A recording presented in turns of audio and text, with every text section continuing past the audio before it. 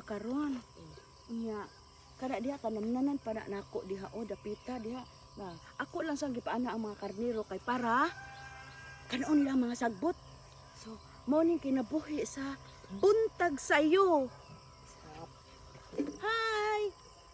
Gahapon kay nanguha man tag mga talong. Karon manguha na sa tag mga okra. Namunga na sa among okra. Nya basta magtanom na ay anihon. Remember that. Daghan-daghan sa nimong okra. Stop by. Daghan ni po ng among okra as in daghan jud kaayo.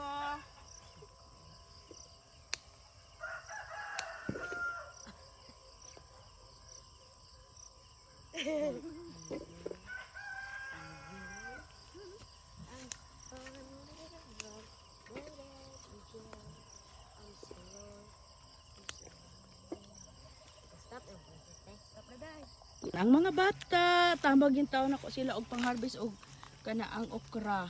Akong gidatudluan ang mga bata kay para at least naagid sila ay makatunan sa kinabuhi.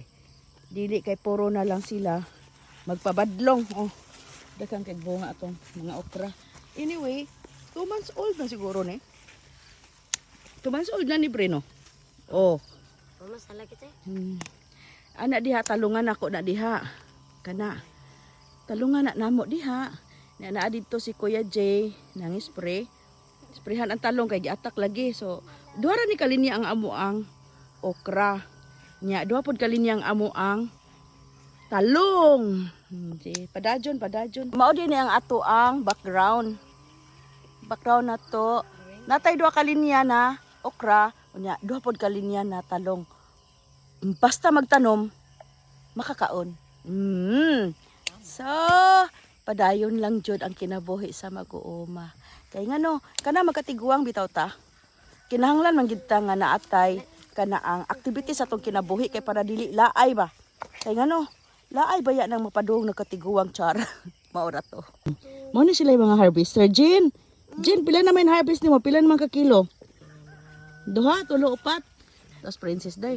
Oh.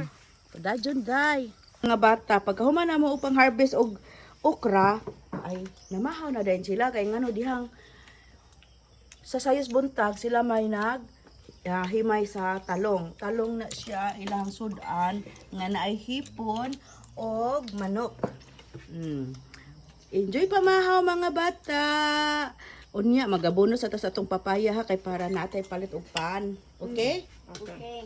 Mga bata, pagkahuman na mo upang harvest og okra, ay namahaw na din sila. Kaya ngano dihang sa sayos buntag,